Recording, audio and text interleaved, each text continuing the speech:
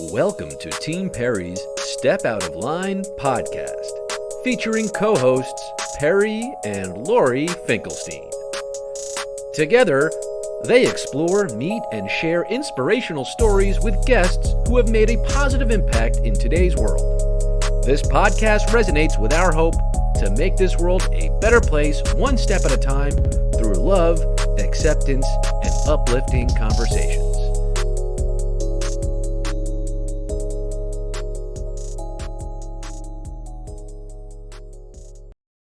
We get along, don't we? Yeah. I hear BFFD. BFFD, what's that stand for? Best friends for dad. We know you're not a troublemaker. I'm not. You like to follow rules. But there are times when you've done some things not straight in line.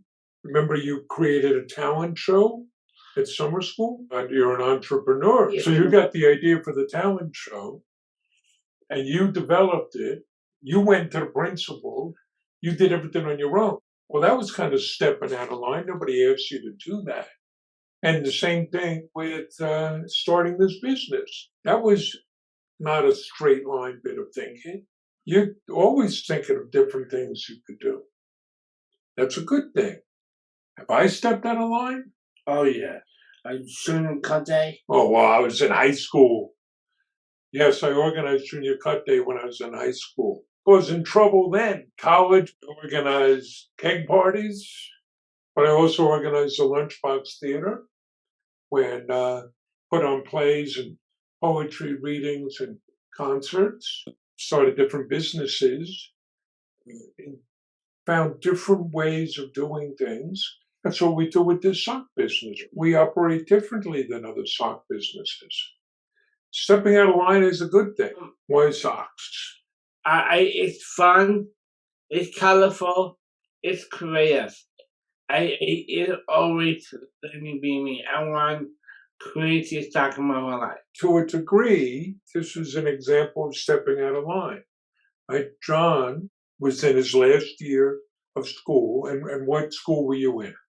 Huntington High. And you were trying to figure out what to do next, right? What were you looking at? I like a job, program, and school. I do like the options I like. He didn't say any options he liked. But here's where he started stepping out of line. Well, he's a natural entrepreneur. If you didn't see anything you wanted, a job you wanted, what were you going to do? I want to create one. I want to make one. Says, I'll make one. And what'd you tell me? I want to go into bed with my dad. A nice father-son being together. So that's where the business idea came from. It was John's idea of let's start a business together. And after a couple of false starts, and what was one of your ideas?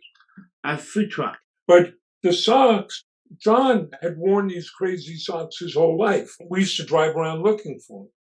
So we figured if John loved them that much, surely other people would too, and we could find our tribe. So that's where the idea came from. And we said, all right, let's go get started. Once we got asked by a high school student, who did you need permission from to do this? Which was at first a silly question, but it's really quite profound. You don't need anybody's permission. We can just go and do things. And that's very empowering. I had started and run other businesses. And yeah, I was 58 when we started this business. So you could say I spent my whole life preparing for that. But once John had the idea and we said, let's go test it, we did not do the traditional business plan. Instead, we went what you could call the lean startup route. We said, let's get something up and running, and we will test the idea. By doing that, we set up a website. We got a little bit of inventory. We're bootstrapping, so you have to figure out how to make do with what you have. So the only marketing we did was to set up a Facebook page. I would take out my cell phone, and we made videos. And who do you think was in those videos? I am. I'm talking about socks. Socks. So when we started, we were only selling other people's socks, and it was just the two of us, because we wanted to see how would people respond. And boy, did they respond. The very first day, we got 42 orders. Most of them were local. We were in Huntington. But over the first month, really 2 weeks, we shipped 452 orders. And that told us we have something here. We set about growing the business. And yes, there are lots of ups and downs, but we've always had a pretty clear vision about what we wanted to do and what was motivating us. And that helps when the times get hard. You are very generous in your charitable work. You can't take one party of business from the other. They join together. It is a slightly different type of business model. It's a social enterprise. So we have both the social and the business purpose, and they feed off of each other. There are some people, quite famous, Milton Friedman, the economist, said, businesses only have an obligation to their shareholders, to their owners. We believe businesses have obligations to all of their stakeholders, to not only the owners, but to employees, to customers, to the community, to the environment. And you have to serve all of those stakeholders with your business. So that's the philosophical underpinning. And for us, we have a very simple mission. What's the mission? Spread happiness. Spreading happiness. We've created a business, and everything we do is designed to spread happiness. And we've broken that into, or built it really, on 5 pillars. And experience it and hope, give it back, find products you can love, make it personal, and make it a great place to work. So, make it a great place to work. If we want to spread happiness with our customers and in the community, we have to start here. This has to be a place where our colleagues are happy to work here, where they find a mission worthy of their commitment, where everybody feels valued and respected, where we can put people in a position to succeed, where we recognize the work that people do. The making it personal goes back to the very first day. I mean, those first orders, how did we deliver most of our first orders? Our home deliveries. We did home deliveries. It was local. We got red boxes. We put the socks in the box, looked at it and said, it needs something else. What else did you put in? A chicken note and candy. Handwritten thank you note and package of candy. Well, we still do that today. And everything about our business is designed to create that personal connection. When you open a package from us, on the packing slip, you're going to see a picture of the name and the person who packed your order. If you call our office, you never get voice chat. You're going to talk to a person. And there's no script, and we don't monitor calls. It's going to be a very human conversation. Anything we can do to create that personal connection. And then fun products you can love. Everything we sell has to be fun, spread happiness, and I'm going to be behind. John's got to back it. It's got to have John's approval. If John can't stand up and sell something, then we're not going to sell it because it's personal. But also, we have to have a great operation. So we sell mainly online. Our website has to be great. The selection has to be great. How many different socks do we have? We have 4,000 different kinds of socks. That makes John here the owner of the world's largest sock store, which is very cool. The products have to be great. We have over 29,000 5-star reviews. And the service has to be great. We do same-day shipping. The order comes in today, it's going out today. Yeah. We do better shipping than Amazon. And Jeff Bezos over on Amazon, he's not putting a thank you note candy in those Amazon packages. Giving back, we don't think it's ever enough to just sell stuff. You got to give back. And, we're talking about spreading happiness. What do you say happiness is all about? It's gratitude and do for others. Gratitude and do for others. So our giving back program reflects that. We started by pledging 5% of our earnings to the Special Olympics. Why the Special Olympics? I am a Special Olympics athlete. But we've gone on to create products that celebrate causes, raise awareness, and raise money. So what were the first awareness socks we created? And it's Down syndrome awareness socks. Down syndrome awareness socks. And they raise money for the National Down Syndrome Society and ACDS, a local group on Long Island. Gone on to create autism awareness socks and cerebral palsy awareness socks. In March of 2020, the height of the pandemic, we created healthcare superhero socks, and they've raised over $50,000. So our Giving Back program has now raised over $500,000, including over $100,000 for the Special Olympics. And so John's donated more than any other Special Olympic has ever done. And that's an essential part of what we do. We don't wait until the end of the year and say, okay, how much money did we make and do we feel like writing a check? It's baked into everything we do. And then the most important feeling is inspiration and hope. We want to show what people with different abilities can do. So we start with John. You have Down syndrome. I do. We don't put John in the back. We don't hide John. We put him right up front. You're the face of the business. Yes, I am. We've been able to create 34 jobs. 22 of those are held by people with a different ability. And we want to show the world. So we make videos all the time, create content that way. We host tours and work groups from schools and social service agencies. We take on speaking engagements. So before the pandemic, and now the world is opening up again, we crisscross Canada, the US, and Mexico. Moving things online means we've spoken around the world. All to show, look what people can do. The business has given us a platform where people listen. So we meet with legislators all the time.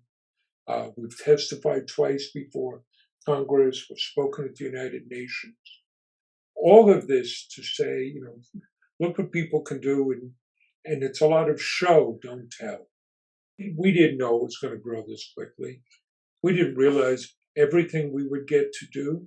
So you learn as you go along. If you were to go to any person starting a business and be able to show them a list of all the things they would have to learn and know, no one would ever start a business, because it would be overwhelming. But you learn every day. We've prepared our whole lives for this conversation.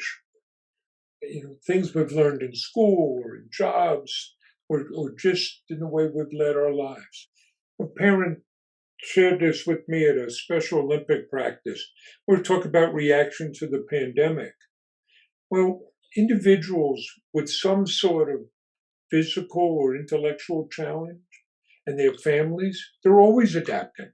So when it came to the pandemic, okay, so we adapt again. A pandemic, that's all you got? Any organization. You have to know what you're about. You got to have that purpose. And you got to know your values and what matters. And the purpose can't just be, we're going to make money. And don't get me wrong. We want to make money. We like to live indoors. So when the pandemic comes, how do you respond? Well, for us, first, we had to make sure everybody was safe. Because more than half of our workforce has a different ability. Many of them are particularly vulnerable. But it wasn't just them. John here, people with Down syndrome. People with Down syndrome were not more likely to get the virus. But if they did, they were 5 times more likely to be hospitalized, 10 times more likely to die. So we had to be careful. But beyond that, you look and, okay, how do we adapt?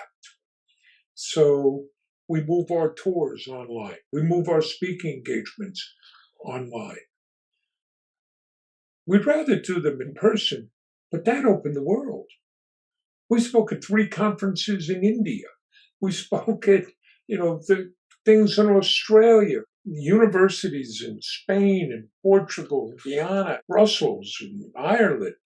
These things wouldn't have happened if we didn't make that adjustment. And then you look to see what new opportunities does it create. So for us, that meant selling masks. But also, this speaks to the isolation. Okay, people are going to be isolated. How can we spread happiness? Well, here's some ways.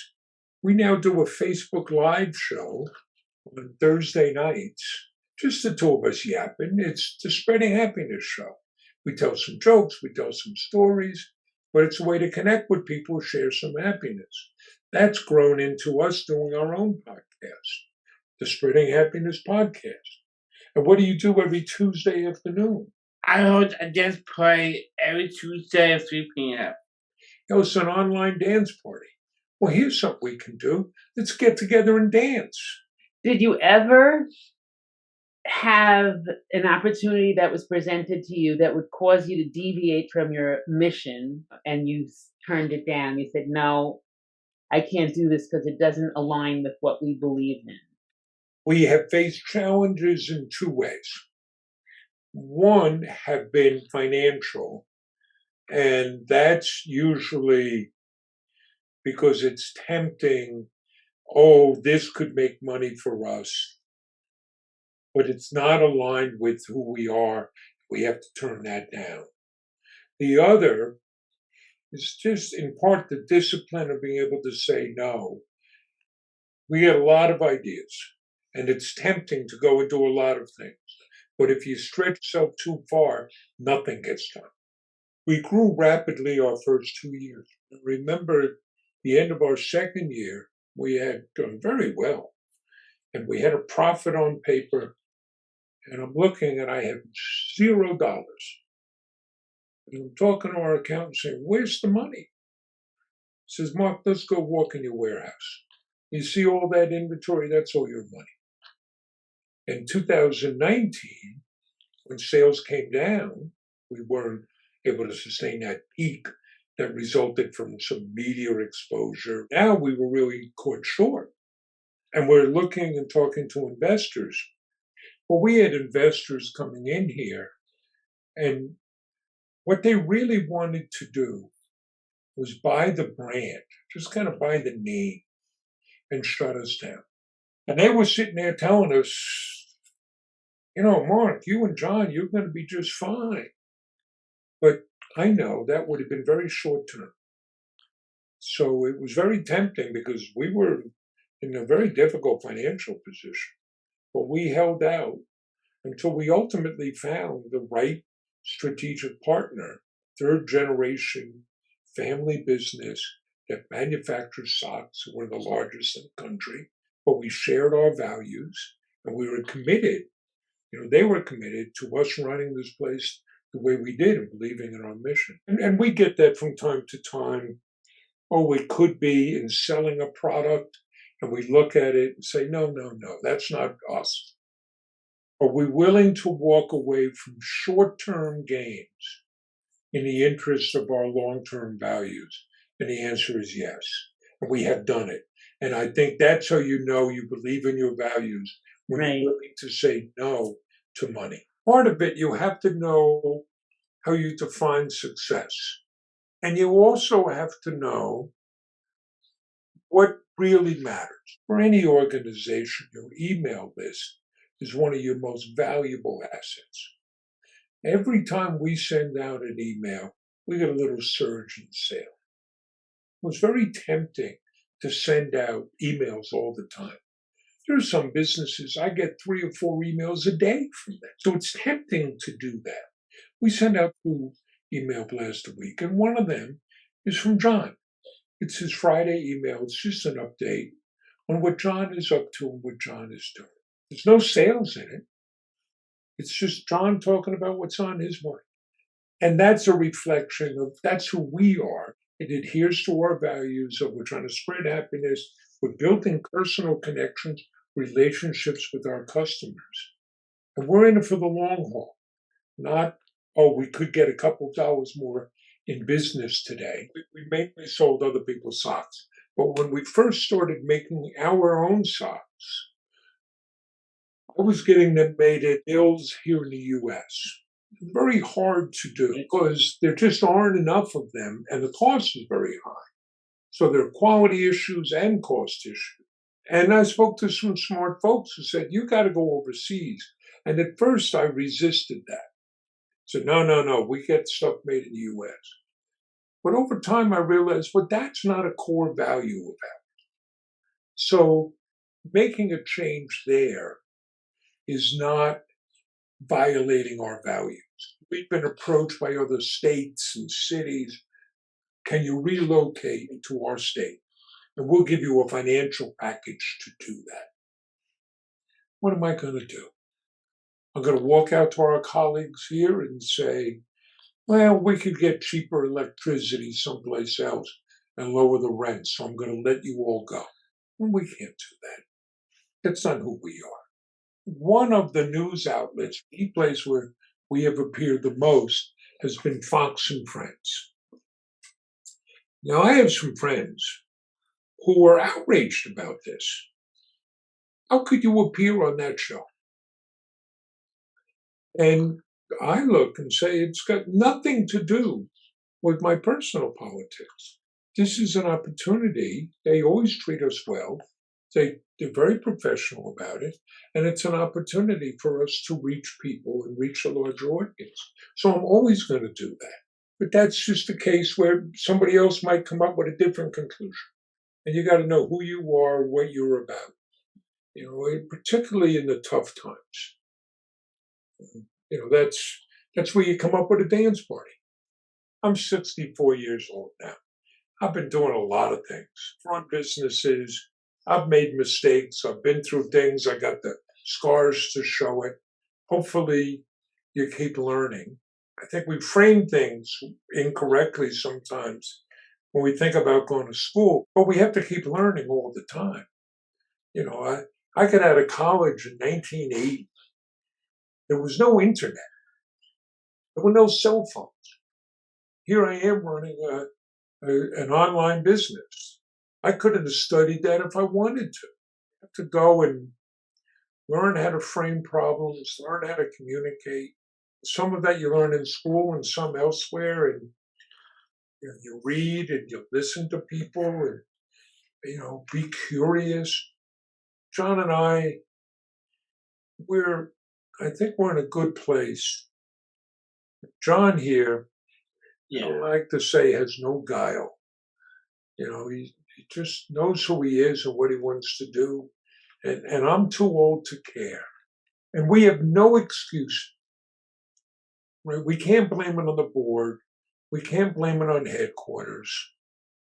It's us. We get to run the business. And we now have a strategic partner. And I told him, it's a dream. In that dream, we want to run a business, and that's what we get to do. Sometimes we need those moonshot goals, right? $1 million. It literally is JFK saying we'll put a man on the moon or the end of the decade when they had no idea how they were going to do it. Raise $1 million. How awesome.